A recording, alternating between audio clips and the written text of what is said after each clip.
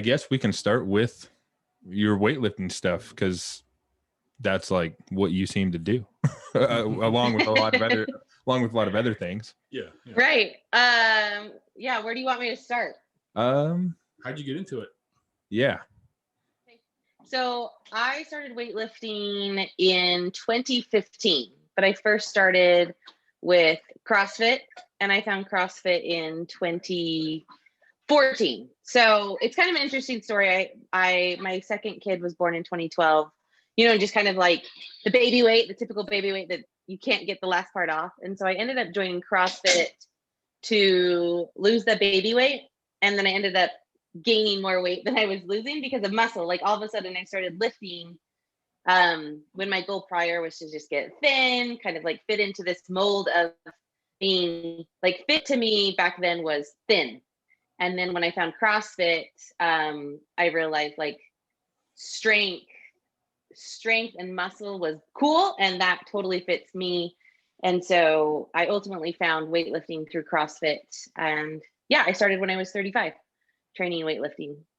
Nice. That's awesome. That's pretty common, isn't it? Like people start packing on muscle and they get more comfortable with it. I mean, Kevin he owned a CrossFit gym for quite a while, so he knows quite a bit about that. But yeah, no, I see. Shit, I've met people that started at 50, and then by the time they're 53, cool. they're pulling, like 400-pound deadlifts, and I usually, if they're starting at that age, they're not really snatching or cleaning very well. If the mobility is not there prior, right, it's not really going to show up at that age very well. They're very fast, at least. But no, it's cool to see people like think like, holy shit, like I thought I was old, I couldn't do this, like, no, you can. It's we're pretty amazing when we're not just eating too much sugar and being overly stressed out. Our bodies are amazing, our genetics are very adaptable, it's amazing. Yeah, well, I believe that we're told this story, or we believe this story, that after high school, after college, that your essentially like athletic career is over when like you're 25 and you have so much life left to live. And so that was a huge eye opener to me, to realize that I was far more capable than what the image in my head was. And you can gain something so much more when you're not sedentary, or like you said, fueling your body.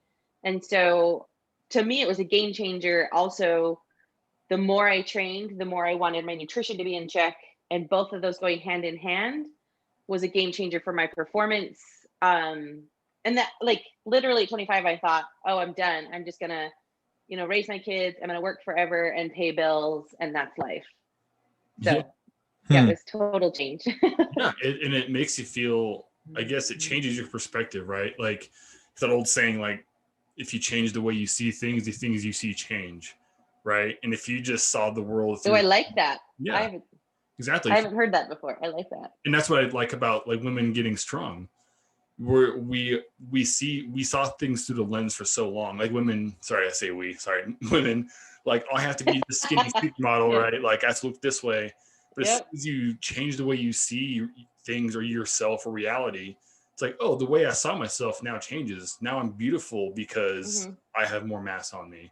Like, holy shit, it just changed my perspective. And so, because look at the 1960s. Like you said, after college, you're done. You basically just smoke, get fat, and fucking stay at home. If you're a housewife or for the guy, you're just smoking, getting drunk. You're not. I mean, that was my grandparents. They were in like 1910. They were fucking old. And they were collegiate athletes, went on to get law degrees or whatever.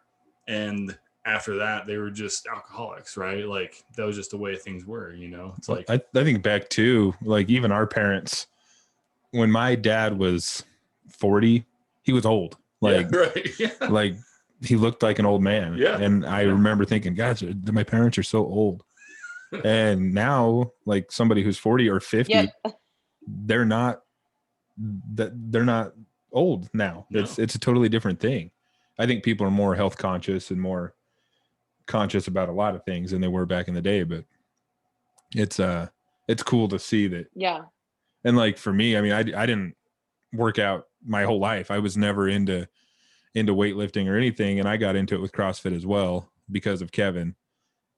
And I learned a lot about myself Nice. doing that. You learn how, how hard you can push, and it's the same thing when I was going to his gym. I would see people in their 50s come in and they look, scared because everybody's all fit. And I was always scared going in there and like, oh man, I'm going to die in here. But then you see it over time, Yeah. they slowly start to get more confidence and feel better about themselves, which I did as well doing that. It's pretty cool. Yeah.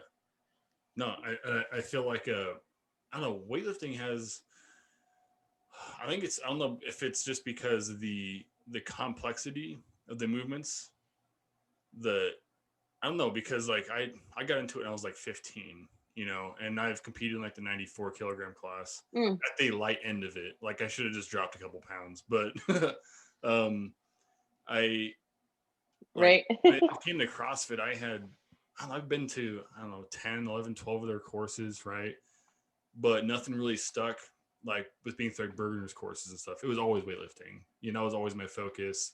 And I thought, when we do all these courses, I'll adapt. Maybe I'll get more into the powerlifting or strongman or in the gymnastics, which were all fun. Like I had a high standard for myself with those and all, but weightlifting just always stood out. Like, no, that's just the one. That's like the pinnacle of what I like doing around CrossFit. I love short, very intense things. I'm wired that way. I mean, in everything I do. I don't marathon run in anything I do, right? And so I feel like weightlifting is an extension of that, I feel you that on that personality. One. Yeah. Like if you're the person who likes like nailing work for like an hour at a time and taking breaks, that's how I am, right? Like, so weightlifting fits that narrative of like being very intense for a short amount of time, but you need to be focused when you're doing it. You can't just be lollygagging off doing a marathon run, right? You have to be very focused. And so I always feel like people that are good at weightlifting are usually similar to me in that aspect. I've found, kind of similar people, but yeah, no, I like weightlifting because of that. There's multiple reasons I like it. And so I'm an accountant. And so I love the meticulousness of the training. It's very methodical. You know exactly what you're training. Where CrossFit was so many modalities mixed into one workout.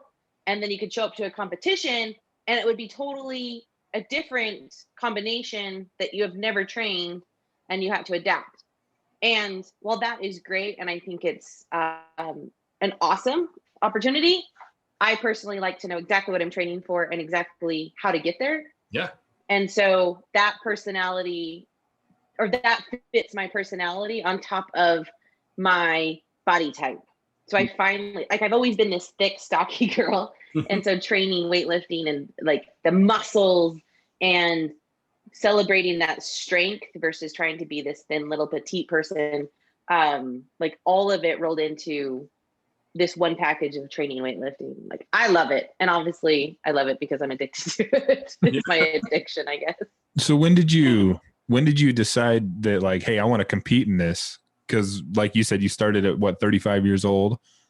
Did you like start seeing yourself doing really well at it? And you're like, man, I could do something with this, or? Yeah. So I guess that goes back to my whole addictive personality. When I get into something, I'm all in and I want to go in and go as far as I can. And so when I first started, I started CrossFit and I realized that I was much better at weightlifting. I suck at gymnastics. I don't have a gymnastics background. I wish I did. And so I struggled with that in CrossFit, where weightlifting was my strength. And so I just gravitated toward training that because I did well. And the more I trained, the better I got. And so it was like this momentum. And my first competition in weightlifting, I actually qualified for nationals. And so I was only a few months into training, qualified for nationals. And that was just an eye-opening experience of, wow, I'm here. And so I want to go to the next level. So my first competition ever, I was in a C session. And so I wanted to get to the A session. And then that just kind of transpired or snowballed from going from A session then. So now my goal is to continue to make international teams for Team USA. Nice. That's cool. And you hold a world record, don't you?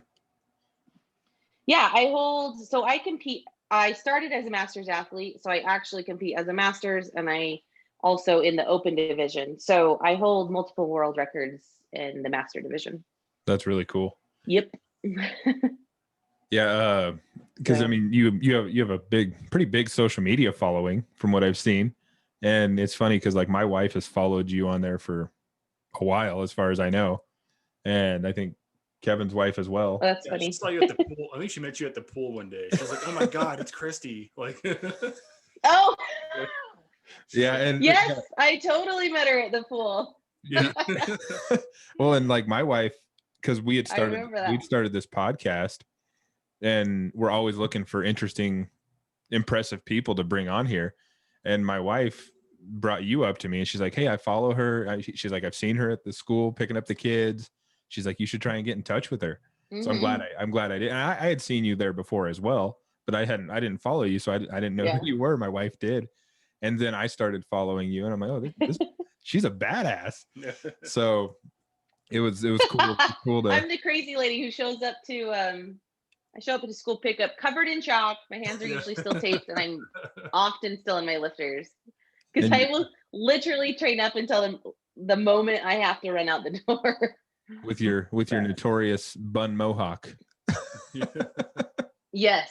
It's functional. No, I always feel I'm weird. straight up a function over fashion. Exactly. You know, I would say I always feel weird, like not that I haven't met all the neighbors that I live around, but like sometimes I'll do runs in like my plate carrier, and the people are just like kind of like, I don't know, weirded out by it, like to slow down, like what the fuck, like they're pointing, they're like, why does he have a bulletproof vest on? Like, dude, it's just like it's and like I keep on trying, like, because Rob Oberst lives like 3 doors down from me. I keep on trying to like, I want to go like fucking work out with him sometime.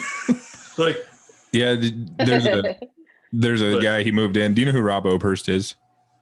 He's a strongman. I've heard of him. Like, yeah, it's just a different community. Definitely. Well, I guess it's a different community. He lives in the subdivision as well, and yeah, we've been talking about like it'd be cool to work out with him. Dude, you can't miss him. It's like Bigfoot walking through the neighborhood. Yeah, he's a big giant man. That's what I heard. Yeah, dude. See, I blend in. I can put a coat on, and I just like look like any other mom going to school pickup. Mm-hmm. So. Dude, it's hard trying to like blend in. Like I used to like just wear a Rogue or like my Innovate shoes everywhere I went, you know. And like I've matured to the point where like I can afford clothes. So like even with like our kids and everything. So it's like now like I can actually like just wear regular clothes around sometimes. But it's weird like how long I would do that for. Like everybody that's in CrossFit does it. If it's not shirt, it's like the shoes or something, or like weightlifters. Like you always know. Like someone's wearing like a caffeine and kilo shirts and stuff. It's kind of nice to know who's like in the community. Yeah. But oh yeah, for sure. You stand out, but it's also like you said, an identity of community, and I just don't really care. Yeah. I wear whatever I'm like physically comfortable in. Yeah. Well, I mean, I think that's the same to that point of like most of my training's in the garage, but sometimes I'll have to do access down the street, and I always get looks if I'm pushing a sled, carrying like doing farmer carries. I always get super crazy looks. Yeah. No, I train in the garage solely now too. I was doing some of it because I'm a student at BSU, so I was doing some of it there sometimes, and I just felt self-conscious in a way. I mean, I was also kind of older there, so it was kind of weird too. But like, just because everyone's kind of dumb and just using, the machines and everything, so I always kind of felt weird doing what I was doing. I still kind of feel we're doing what I'm doing now in the neighborhood, but not as bad, I guess. But yeah, geez. I think over this last 11 months with COVID and stuff, garage workouts have become more normal than ever. I know. I mean, sometimes it's hard because it's like cold out there. My joints hurt though. I'm like, oh fuck, man, I just need to warm up inside the house or something. I don't know. It's just like sometimes it's hard to get motivated. Like maybe just go on a run first and get warmed up. But I don't know. Yeah. Hard in the winter to want to lift. I finally invested in a heater for my garage, and that is huge. Yeah. So I don't totally regret training in the winter. You have one of the like garage heaters So that goes up it's on the worth it. ceiling. Invest in a heater. Yeah. Yeah. So I used to just have a propane heater, and so it would like blow fire, and it was fast, and it would heat up, but it would also dissipate pretty quick. On top of it, super super loud, and so you couldn't hear the music. And if I had people over, you literally couldn't talk. You were screaming at each other. So it's actually a guy in the neighborhood. He's an electrician, and so he did all the electrical work and put in an electric heater. Ooh, nice. Yeah, because we have the gas hookup in our garage, like it's ready for it. And so we've thought, because we have a gym set up in our garage as well, so that would be nice. Yeah, But it wasn't as cheap, or it wasn't as expensive as I thought it would be. It's not bad. Yeah, that would be nice. Yes, I feel like I want to do that, but like first, like I got to do like the hardwood floors in the living rooms. They did carpet. With 2 kids, it's already just trash. And like, no way, man. Priorities. You get that garage done. I know, dude. Like the walls, like I've never had a new house. Like my last house I owned was really cool, but I mean it was built in like it was like 1962, down in Boise. And the walls probably had 8 layers of paint on them, so they were indestructible. And like, dude, in these new houses with this single layer spray that they do, it's like the kids like fucking sneeze wrong and there's like holes in the wall. Like I don't know how much repair I've already done. And I've lived here for like since October 2019. Like it's like the house is falling apart while I'm trying to like just move into it, man. So yeah, I want to finish the garage after I redo everything else in the house. Yeah, we've been here for actually exactly a year today. We moved in a year ago. Oh wow. And we already have stuff. We have kids, so that things happen when you have children. Yeah. And they like to destroy things. Yeah, I just need to put like 4 layers of paint on this new house on the inside. Just get it done. Yeah. So you said you were an accountant. Are you sort of through COVID? Are you able to do any of that from home, or are you still going in? Yeah, no, so I used to work corporate America when we lived in California. Oh, cool. So I'm originally from CUNA, went to school, and then my corporate years were in California. But ultimately, that's a long story. But we wanted to move back home, out of that state. Yeah. And so when we moved back to Idaho, I worked self-employed. So I just take on clients and do it. I've always worked from home since Idaho. Good. That's awesome. That's corporate America sucked. So. Yeah, that's what my wife is currently transitioning into, being self-employed from home as well. My mother-in-law who lives with us, she does like bookkeeping and stuff like that for a large company. Oh, yeah. She also does it from home for a bunch of small businesses. And so now because my wife, she worked in the hospital world up until COVID stuff, and there was that's a whole nother story. So she's home now, and she's back in school for business accounting, stuff like that. And so she's starting to take on a role with her mom for the stuff that she does at home. And eventually that's cool. She's going to kind of take that over. And it's cool because you can work from home in a lot of jobs. And I don't think people realize that you could do that until they were forced to. Right. Yeah. It's what. Oh, yeah. Why go in when you can stay home and do the same thing, be more productive because you don't have someone watching over you. Like you need to put in your 9 hours. Like, hey, how about I put in a solid 4? I eat well, I work out and have less stress, and I get more done. Like, that whole industrial age model that we've been living by in the school systems as well is very faulty, and outdated. So I like the idea of working from home. I've been thinking a lot more lately about doing that too, because I don't think I'm going to to go for my PhD because it would be out of state. Because I'm in physics, I'm a senior physics program, and it's for astrophysics emphasis, and there's no astrophysics PhDs anywhere around here. And with the kids, like I'm not. Yeah, that's intense. So I've been thinking more and more about working from home, doing something like that, like maybe working for like a credit card company doing algorithms or something, something to think about more about that too, which would be cool. Less daycare for the kids and just being able to be at home. And well, it's good for the kids to have the parents at home. Yeah. That's something we've learned through this past year is our kids have been way better off having my wife here with them during the day. I'm not fortunate enough to I have to go to work, but my job is impossible to do from home. Right. I'm a truck driver, so I can't really do that from home. You can't drive them virtually? No, dang it.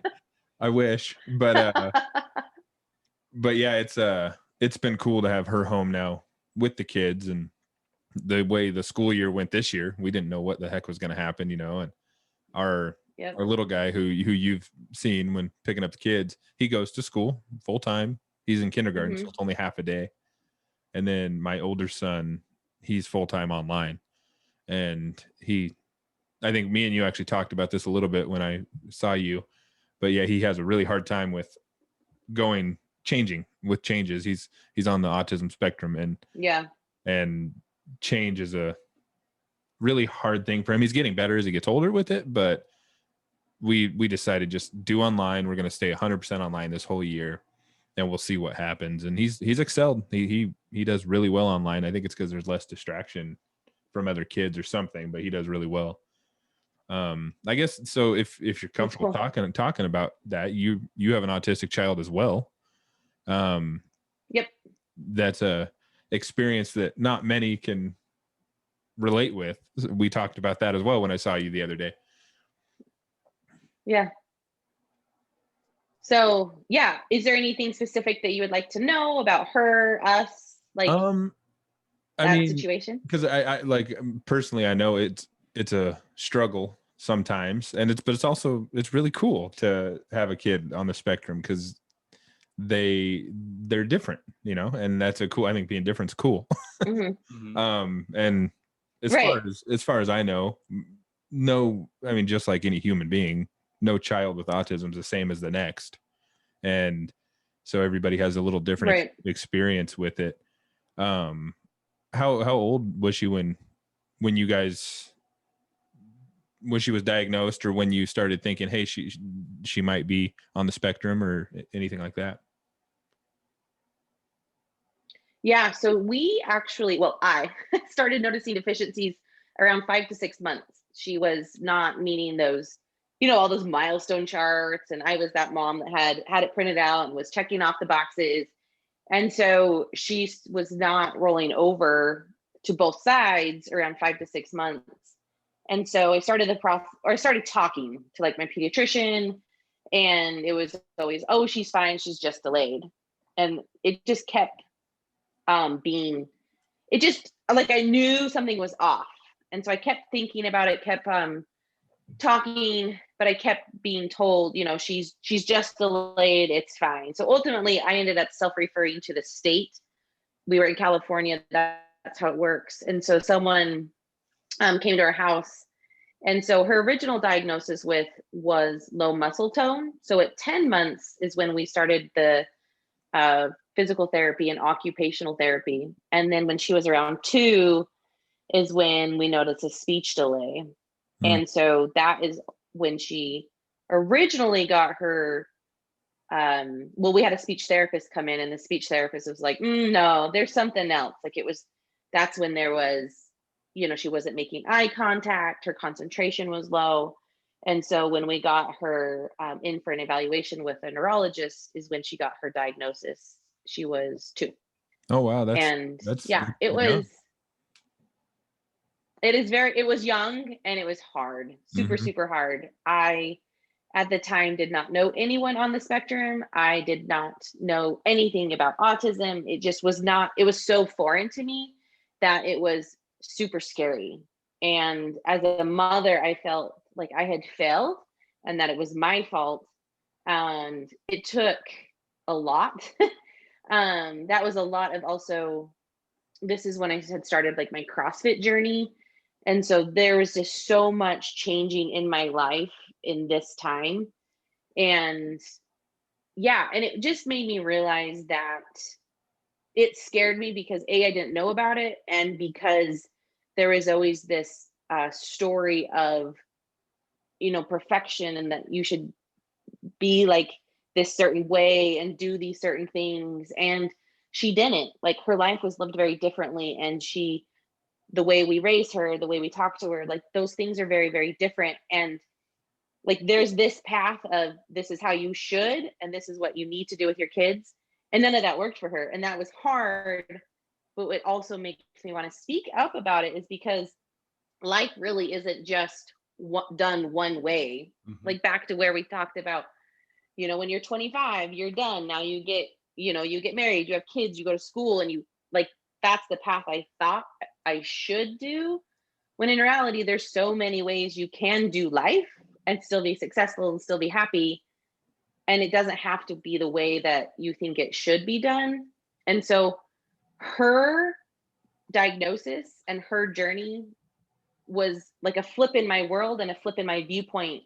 And it was almost like breaking free because I didn't feel such a pressure of society, and whatever. I still feel that pressure of things that you should live up to, but feel less, and basically saying, screw you. Like, I'm going to do what works for us, because this is her life, my life.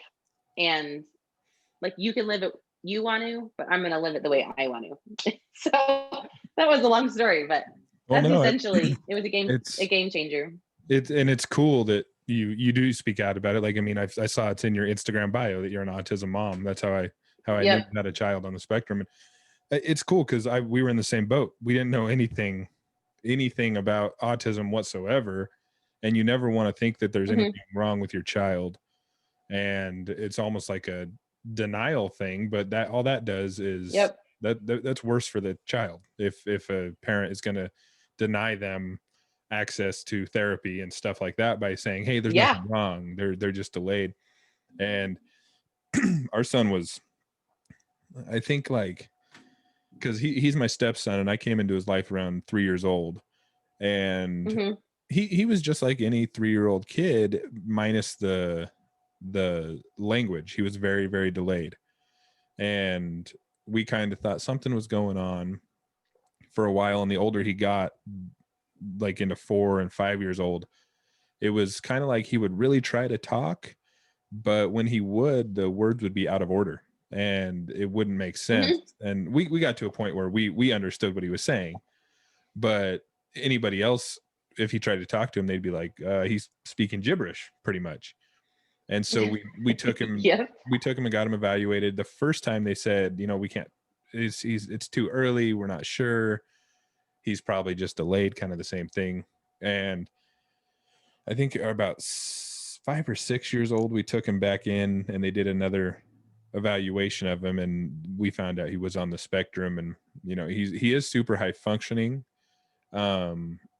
His biggest thing is social stuff. He has a hard time, which he's getting better as he gets older. He's 13 now, and he's more aware of people's emotions and facial expression and social cues and stuff. But that was I think that's another reason online schooling's been better for him, because he has a really hard time relating to other kids. And then there's some areas where he's damn near genius, and like, my brain is not the same as his, and it's like, okay, how do you understand that? Because I don't understand that, and he'll have to explain it to me, which is, I think, is really cool. But the older he gets, I mean, as far as I know, there's no fixing autism, but there's things to help. And he's been in speech therapy since he was, I think, 3 or 4 years old, and his speech has gotten better. And there's times like he'll talk and he'll say something and it won't make sense still, and I'll say, hey, try that sentence again, and he'll do it again when he thinks about it, and it comes out the way everybody can understand. And so he's aware of it. But it's me and you talked about this, it's hard to relate to people who have never been involved with anybody on the spectrum. They don't get it. Like, we talked about IEPs and stuff like that at school. It's something that not many people can relate to. I just wish there was more awareness out there, because I mean, I'm sure you feel the same. I don't want somebody who knows nothing about it looking at my child and being like, wow, what's wrong with them?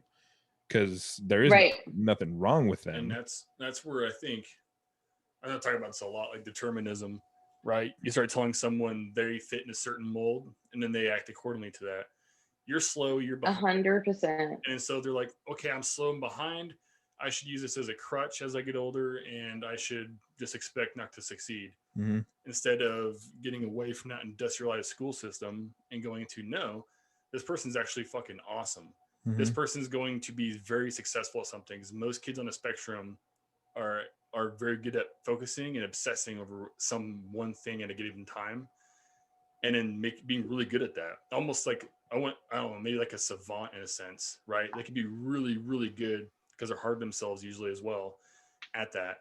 And it's like, so what's wrong with that? It's maybe just evolution, right? We've got Mm-hmm. to this point in the Western world of being over specialized, right? We're not jack of all trades, hunter gatherers anymore. We don't need to be able to do that. We need to be able to specialize in one thing and be very good at it. And most kids on the spectrum do that. So maybe it's just evolution, and maybe we need to approach them as, hey, you're just different. You know, I was always behind growing up, but I was smarter than the majority of people in my class because I didn't learn the same way everybody else did. And no one recognized that. It was just, oh, he's slow. You know, like, no, it's not. Like, I don't know if I was autistic. It's probably just other shit, you know. But well, that's something with Kevin here. I've told Kevin, I'm like, dude, I think you might be on the spectrum. And we grew up together. Me and Kevin grew up together, and him and my son have a lot of similarities. And he's never been evaluated.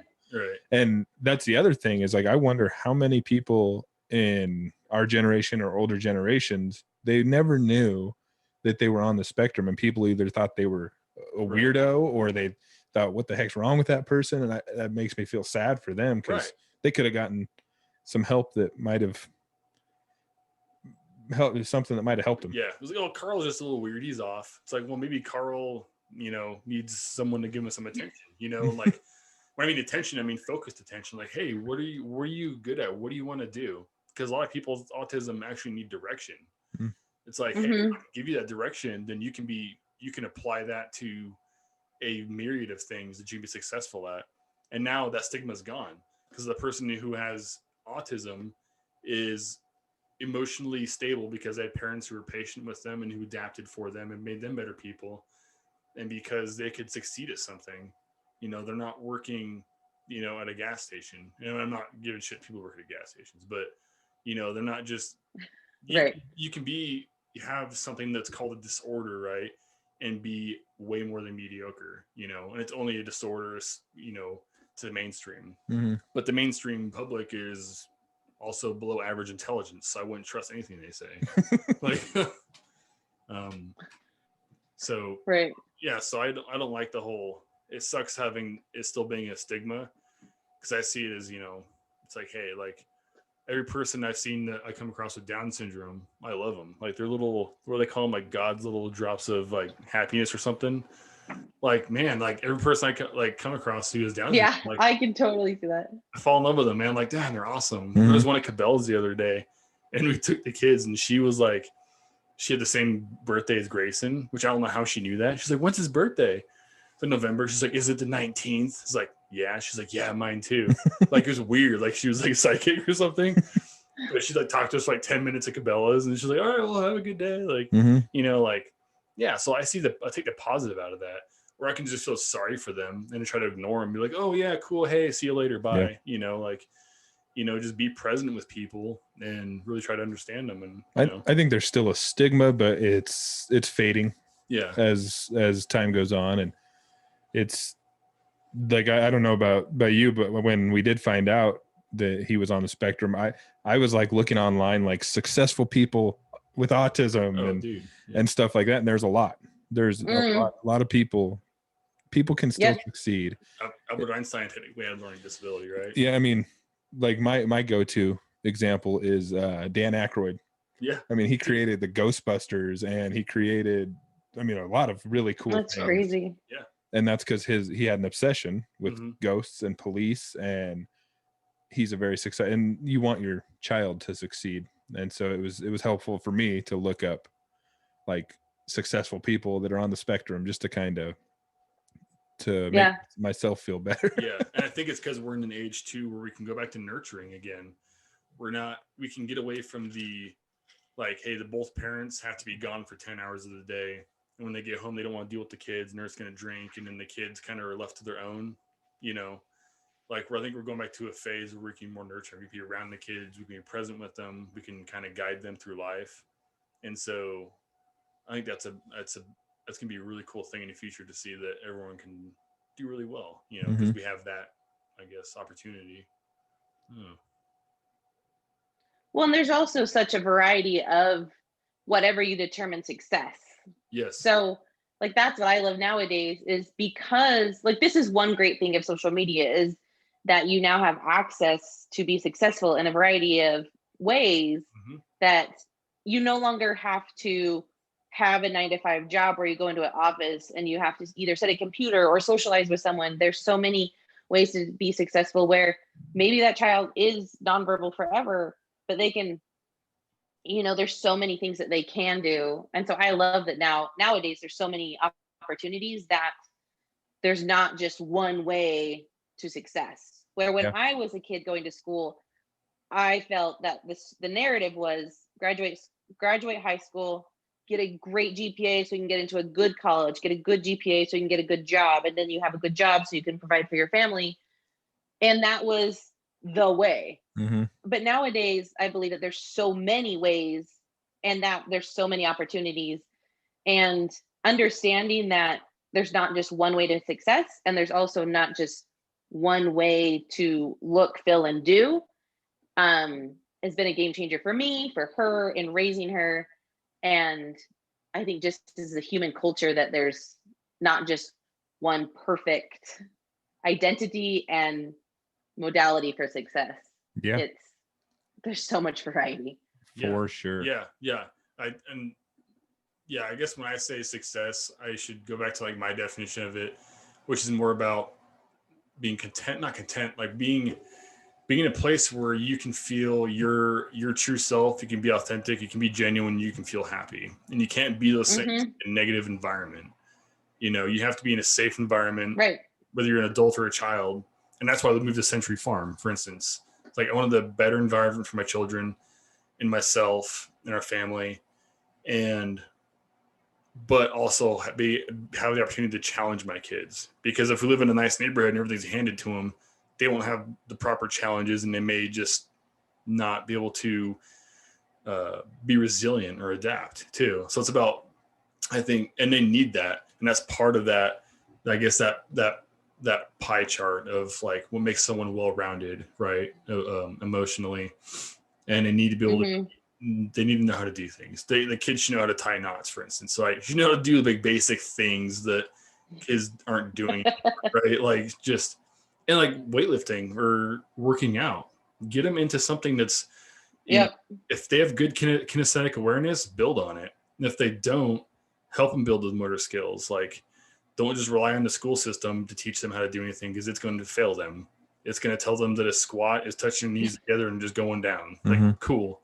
Like, they need their like, you know, like and that goes on to a whole nother story of, like, the college system and exercise science and all that. It's all, like, bullshit. I would not blow 40 or 50 grand on a bullshit degree, because you can go read 5 books in the course of 3 months and know everything they know.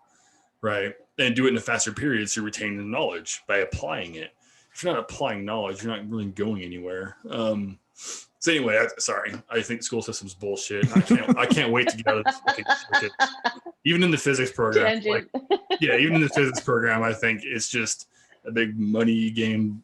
You know, 2 of my years I've been spent taking classes that don't apply to physics. You know, like, why?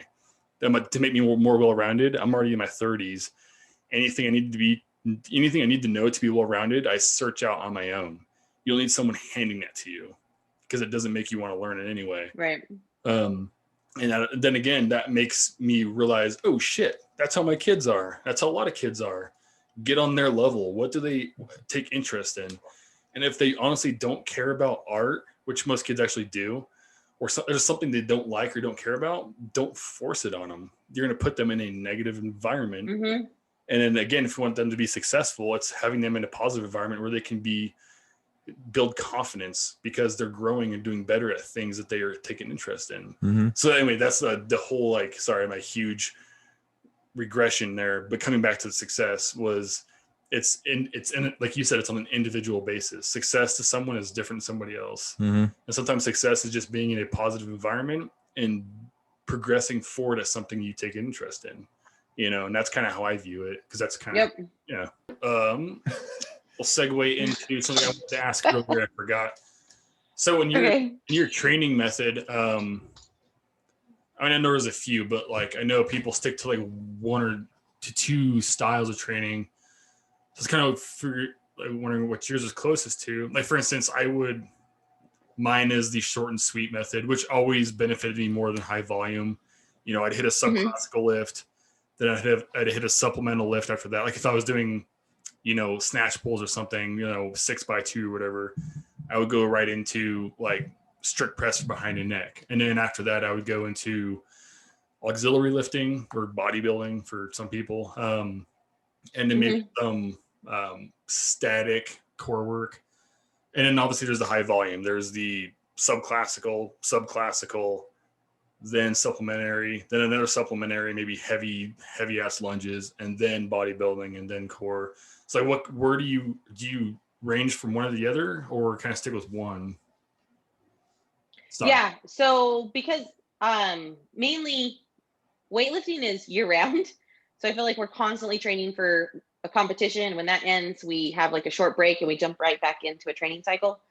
And so my training is, so I'll do the classic lift, snatch, then clean and jerk. And whether that's some accessory of the lift, because it's never like the full lift, there's always something that we're working on. Mm-hmm. So as we get closer to competition, then it's the full lift, the full snatch, the full clean and jerk from the floor, right? That full variation. So anyway, some variation of a snatch, some variation of a clean and jerk. Then I'll either squat or pull, whether that's a front squat, back squat, snatch pulls, clean pulls, some variation of like a heavy pull off the ground. And then we move into accessory lifts. I generally am using overhead work because I've used so much of my legs and back during squats and pulls. Yeah. So my accessories are overhead. And then I'll move into core and posterior chain.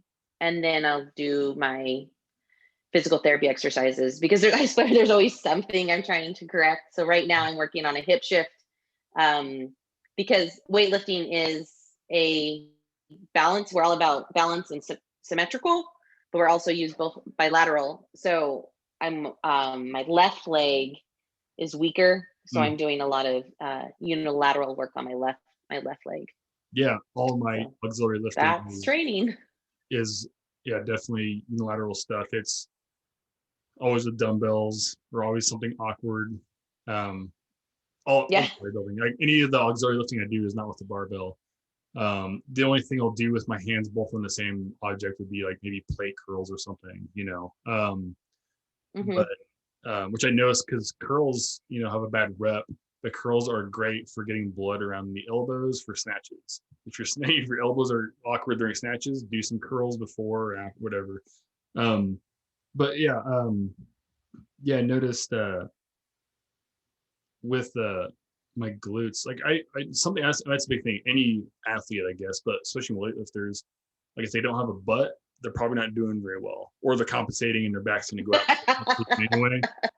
Like, so like that you're saying, most of my auxiliary training is upper body, other than the glutes. Like lower body, like slow lunges, hip thrusts, whatever, banded kickbacks, anything I can think of, the monster walk. Because I feel like the more I build my butt up, the better my back feels and the better my knees feel. But if I'm not working on my glutes, my knees, my back are just dog shit, and then I can't lift. Well, and we do squats and pulls every day. So we're constantly working that posterior chain, which is honestly one of the pinnacles of weightlifting and lifting weights. So for us, like we call weightlifting snatch and clean and jerk, and then there's lifting weights, which everything else. Yeah. But the posterior chain and core is, in my opinion, one of the most underrated things in lifting, because everyone wants to do, just the curls or just the squats. When if you're not, I don't know if you can see, but the core, if that is not strong, like that is where everything starts. A solid trunk. That's why I have no hourglass shape. I am a box. Yeah. No, seriously, that's good, because if the trunk's weak, like, you see like the physique bodybuilders, I'm like, God damn, it hurts. It's like I have back injuries like from Afghanistan stuff. So like I feel like sympathy pain when I see guys look like that. I'm like, oh man, deadlifts must hurt, like makes my back hurt. Like guys with like small trunks and big arms, like I get it, like it's appealing to some people, but to me it just makes, because I like, but it's physical, like, right. Yeah. So I love that there's a deviation. Like obviously you train for what your goals are, but if you want to be an athlete and you want to be functional in lifting, you train for a fit core and you train for performance. You don't train to look good. And training to look good is not necessarily bad. But it's a different set of training. It's different, like the way you eat, sleep, drink, like all of that is very, very different. Like everything I do is for performance. Yeah. And so my aesthetics is a side benefit of training for performance, because I have to have a clean diet and I have to train like my entire body, which is also why I specifically love weightlifting, because I'm training, everything I do, or like the majority of my training are compound movements, and they're full body versus going in for leg day, arm day, back day. Like, yes, honestly, if you put me in a global gym, I'm a fish out of water. Yeah. I don't like, me and machines don't get along, but if you give me a barbell, I could do anything I needed for a whole body. Yeah, exactly. And like you said, the physique comes with it.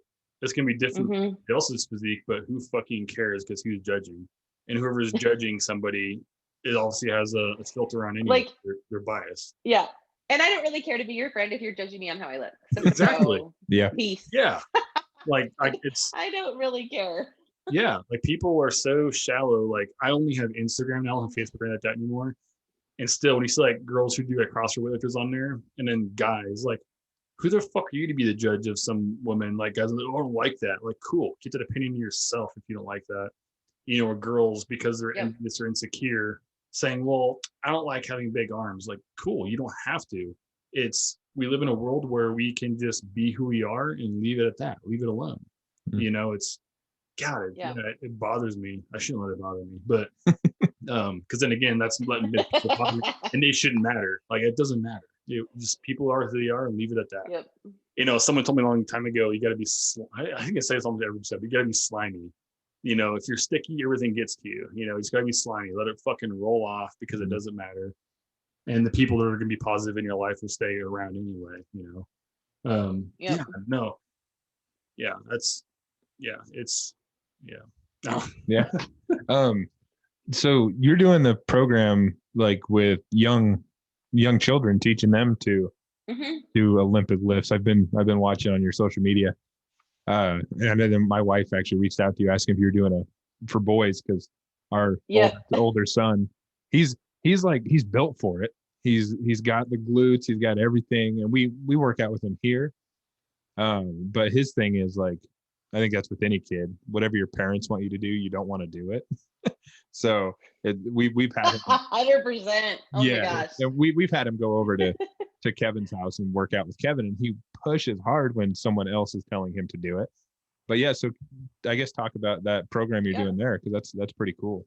Yeah. So my passion is both. I have two passions: youth and females, because I believe that both of those are underserved. Most men, like if you go into a gym, it's going to be mainly men. Again, that is okay. I'm going to be talking very general biased, but our culture is that men men go to the gym and women, run. And that was such a game changer in my life to lift weights, because that's not something I had as a youth. That's not something that you generally find as women lifting for strength, lifting for muscle. Hello again. Yeah, I don't know what's happened. It like just keeps completely cutting out. Usually, like there's That's one reason I hate doing these through Zoom, because you're relying on internet connection. But yeah, usually it'll like lag a little bit. We've never had it cut out like that. But anyways, we're back. Yeah. All right. So I was talking like to myself. I didn't realize you left. So where did we leave off? Yeah, we were talking about the weightlifting program for talking about young girls, and essentially that was, you're about 10 seconds into it. Yeah. You said that Okay. men are usually lifting, women are running, and then I think we cut out right after that. Yep. Okay. Yeah. So why I specifically wanted to focus on youth is because I have kids and I have girl kids. But when I started to see these kids move, whether it would be at, practice or just playing, I saw like a breakdown of their movements, whether their heels were coming up from squatting, or if their backs were caving, or they would bend over. And like, there was just like this unfamiliarity with what I would want to be like a basic foundation for movement on top of weightlifting. There's still this huge faux pas and these myths of, oh, they're gonna, stunt their growth, they're gonna break their growth plates. It's like, I still, every time I post about it, I still get all these comments of, oh, like, watch out what weight they're doing, you're gonna hurt them. I'm like, have you seen kids carry ginormous backpacks to school? They're full of books. Like, kids are already weightlifting. Why don't we teach them how to move properly? Why don't we give them a firm foundation? On top of that, like, when is this magic breach of, oh, my kid is so fragile, they can't lift weights, to, oh, they should be in the gym, they should be moving, where they haven't even learned how to move with proper mechanics. And that's when injuries happen, obviously, is like, if you're not moving right and then you throw a bunch of weight on somebody, they're going to get injured. It's not because of the weight, it's because of improper movements. And well, it's both. So anyway, I really wanted to give an opportunity for youth and for girls to learn how to not just move properly, but also to lift weights. Because for me, it was a huge, huge, huge confidence boost to lift, and then to feel how strong my body was.